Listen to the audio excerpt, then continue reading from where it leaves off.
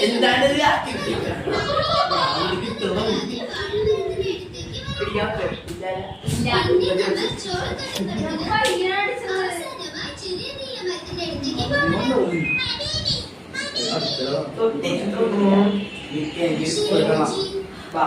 ആദ്യം നമുക്ക് പഴങ്ങളുള്ള വാഴമരത്തിന്റെ അടുത്തേക്ക് പോവാം.